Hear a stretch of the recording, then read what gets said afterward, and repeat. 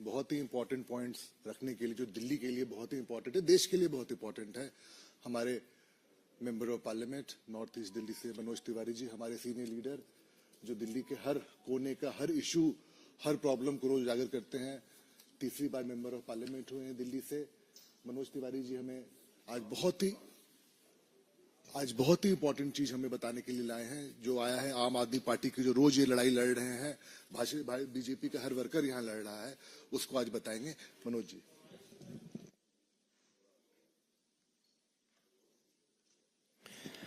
धन्यवाद प्रत्युष भाई। दोस्तों, सबसे महत्वपूर्ण बात आज की इस प्रेस कॉन्फ्रेंस में ये है कि अभी तक तो हम लोग देखा करते थे कि किसी आरोप में, किसी घोटाले में, किसी बड़े स्कैंडल में व्यक्ति फंसा करते थे, व्यक्तियों का समूह फंसा करता था। लेकिन आज दिल्ली में एक नया इतिहास बना है, जहां शराब घोटाले में दिल्ली की जनता की, झुग्गी झोपड़ी में रहने वालों की, अनऑथराइज कॉलोनियों में रहने वालों की, रेहड़ी पटरी जैसे कार्य करने वाले लोगों की सुविधा के लिए जो पैसे खर्च होने थे, उस सरकारी खजाने के पैसे को शराब घोटाले में एक बड़ा लूट करने के लिए सीधे राजनीतिक पार्टी ही आरोपित हो गई है। सीधे सीधे आम आदमी पार्टी वही जांच एजेंसी के रिपोर्ट के चार्जशीट में 38 नंबर पे आम आदमी पार्टी, एक राजनीतिक पार्टी, वही आरोपित हुई है। वही चार्जशीट में इस आरोप के साथ आई है कि इस लूट की बेनिफिशियरी ये पार्टी है और उस पार्टी का नाम आम आदमी पार्टी। अरविंद केजरीवाल जी, उनके खिलाफ जितने साक्ष्य थे, जांच चल रही थी, जिसके तहत वो गिरफ्तार भी हैं। उस अरविंद केजरीवाल ने, जिन्होंने बार बार जीवन में कहा है कि हमारे ऊपर अगर कोई छोटा सा आरोप भी लगा तो हम इस्तीफा दे देंगे। जब केस चल रहा था, जांच एजेंसियां काम कर रही थी, जगह जगह से साक्ष्य आ रहे थे, गवाह अपनी बात कर रहे थे, तब तो खैर उन्होंने नहीं दिया इस्तीफा। लेकिन आज जब वो स्वयं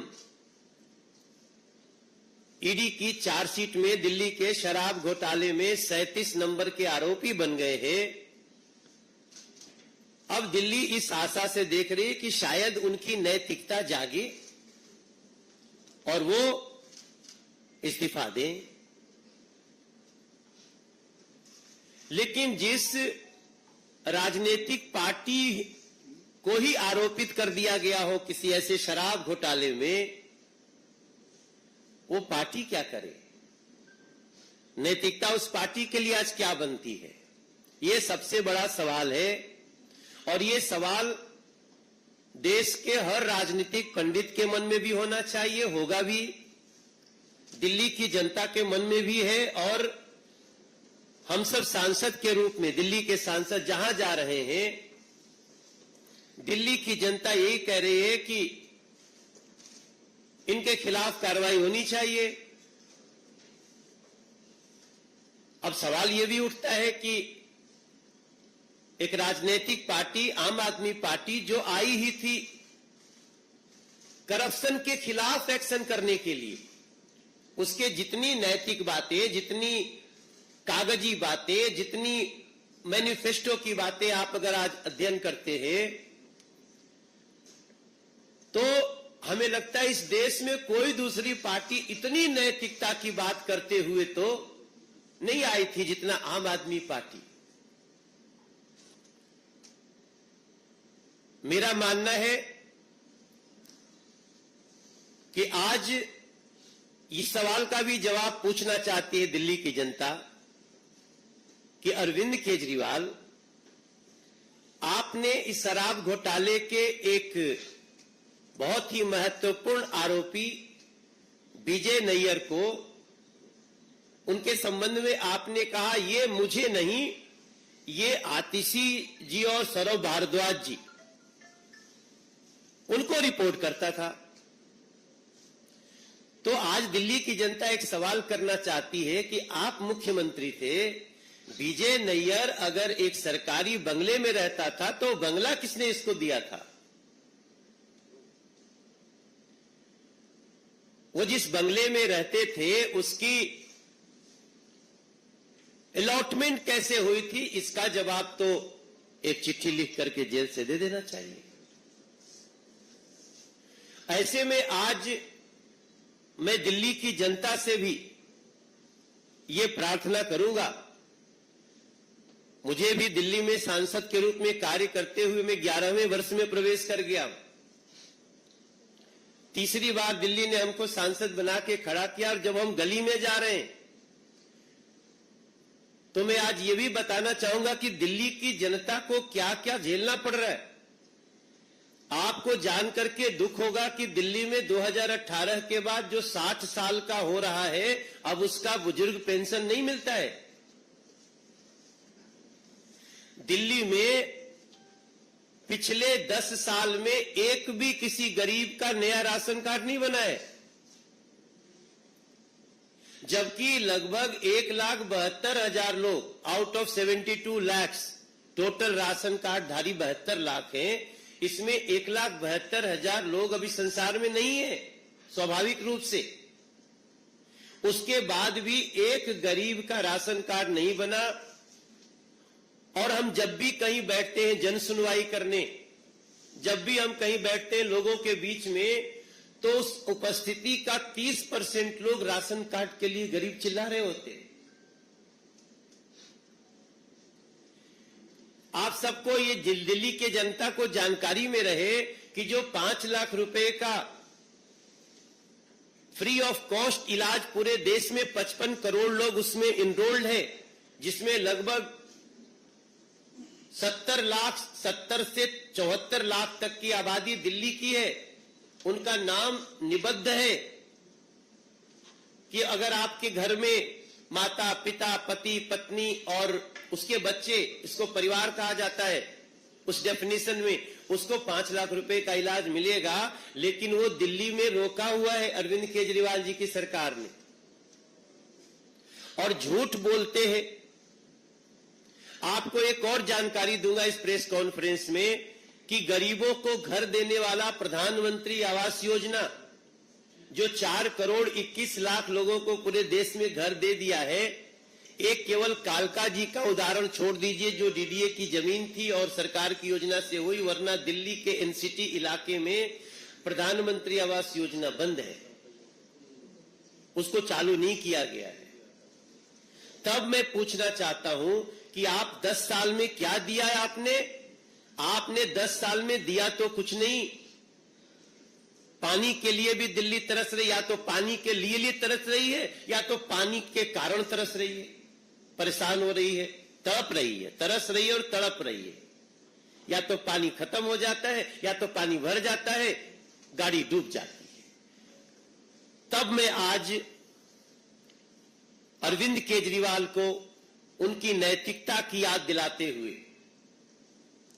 कि आप कहते थे ना कि आरोप लगते ही हम इस्तीफा देंगे, अभी आरोपी बन गए, आप चार्जशीट में आरोपी बन गए। तब मैं पूछना चाहता हूं, दिल्ली की जनता आपसे एक्सपेक्ट कर रही है कि क्या अब आपकी पार्टी को सरकार में बने रहने का अधिकार है, क्योंकि आपकी पार्टी भी इस शराब घोटाले में आरोपित हो चुकी है। 38 नंबर पे इन सवालों के साथ दिल्ली की जनता तो इसका निर्णय आपको करेगी, समय आने पर देखेगी। लेकिन इस समय अगर अरविंद केजरीवाल जी चिट्ठी से भी सरकार चला रहे हैं, अगर अरविंद केजरीवाल जी अपने घर में भी किसी को चिट्ठी लिखते हैं, तो कृपया लिख करके बताइए कि इन परिस्थिति में दिल्ली की जनता नैतिकता के रूप में आपसे क्या अपेक्षा करे, ये भारतीय जनता पार्टी चाहती है। क्वेश्चंस? यस।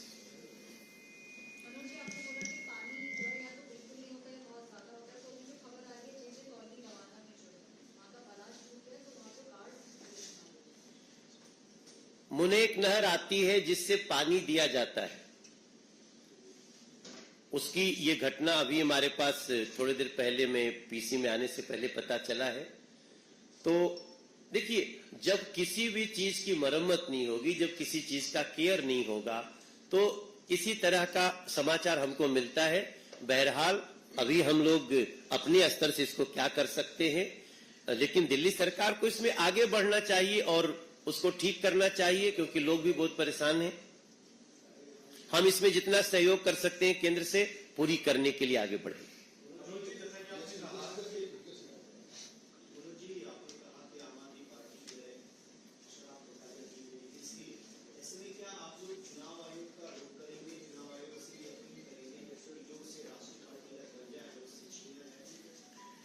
देखिए, हमारे देश में संवैधानिक व्यवस्था है, हमें संविधान पे विश्वास है। चुनाव आयोग ऐसे मामले में जो संज्ञान लेना होता है जरूर लेंगे, ऐसा मेरा विश्वास है। मनोज जी, आपने कहा कि आम आदमी पार्टी आरोपित हो गई है, मुख्यमंत्री का नाम आ गया है, आरोप लगते हैं, वो पहले इस्तीफा देने की बात कहते थे, लेकिन अब आपकी स्पष्ट मांग क्या है, क्या चाहते हैं? नहीं, हमारी स्पष्ट मांग है कि इनको अपने पद पे बने रहने का अधिकार नहीं है।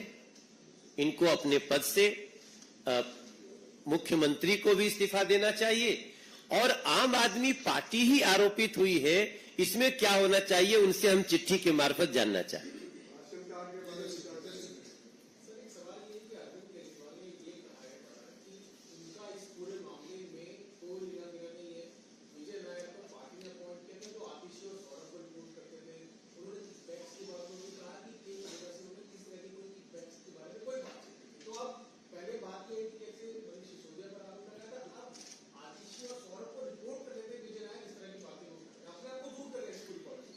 देखिए, 100 करोड़ के मनी लॉन्ड्रिंग के चार्ज के साथ 45 करोड़ रुपए किस प्रकार से दिए गए हैं, इसकी पूरी जानकारी जांच एजेंसी ने दे दी है।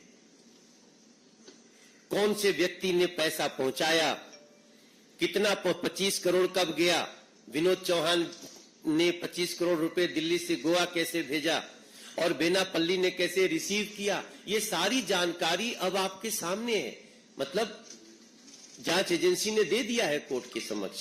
तो इसके बाद भी हम तो पूछ रहे हैं कि क्या विजय नैयर को जो घर मिला, क्या उसकी भी जानकारी अरविंद केजरीवाल जी को नहीं थी? किस हैसियत से घर मिला, कैसे घर मिला, क्यों इतने बड़े पौधे पे मिला? बड़े बड़े सीनियर विधायकों को ऐसा घर नहीं मिलता जैसा विजय नैयर को मिला।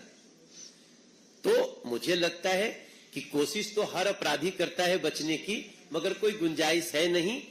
He should resign.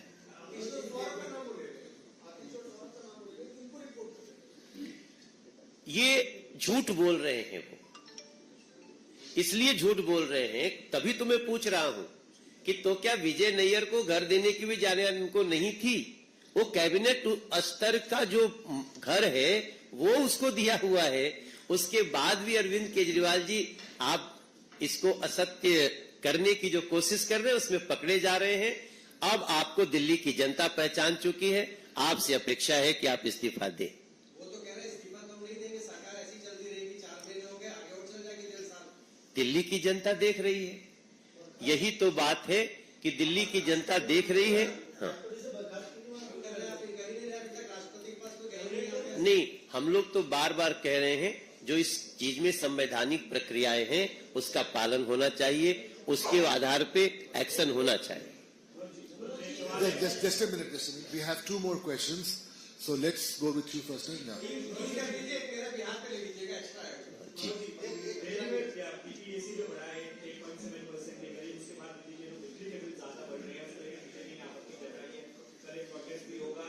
आम आदमी पार्टी की तरफ से बयान आया है कि ये एक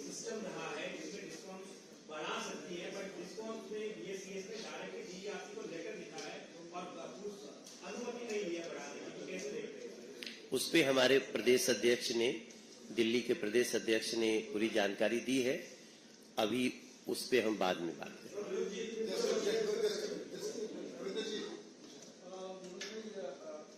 अरविंद केजरीवाल की पार्टी इंडिया अलायंस में है, उसी अलायंस के पार्टनर है उमर अब्दुल्ला। उन्होंने कश्मीर में जो भी वहाँ आतंकवादी घटनाएं घट रही है, सेना के शहीद हो रहे हैं, उस पर भी सवाल उठाया। कहा कि केंद्र सरकार ऐसी हैसियत में नहीं कि हम चुनाव करें, अगर कराना है तो चुनाव करा ले, यहाँ जनता तय कर ले कि उसको किस दिशा में जाना है। अभी थोड़े दिन पहले चुनाव हुए हैं जम्मू कश्मीर में, और बहुत बड़े स्तर पे उन सम्मिलित हुए हैं। पूरे दुनिया के लोगों ने उसकी तारीफ की है। बाकी आतंकवाद का खात्मा बहुत नजदीक है।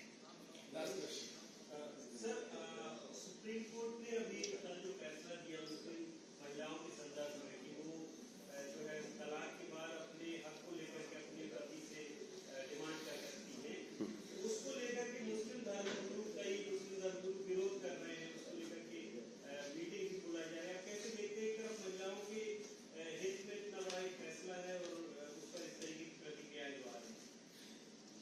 आज हमको इसी पे केंद्रित रहने दीजिए। एक सवाल बहुत अच्छे से ध्यान नहीं मान रहा है, लेकिन दिल्ली में तो बवाना वो नहर टूट गई, दिक्कत की बात हो गई दिल्ली में, वहां तो आए दिन फूल गिर रहे हैं, उनकी भी तो मदद करनी होगी आप। नहीं, केंद्र से जो भी मदद मांगेगा पूरी तरह दिया जाएगा। बट पहली बार एक राजनीतिक पार्टी ही आरोपित हो गई। हम सबको इस पे दिल्ली के प्रत्येक लोगों को भी जगाना है, और इस पे क्या नैतिकता हो सकती है इंतजार कर।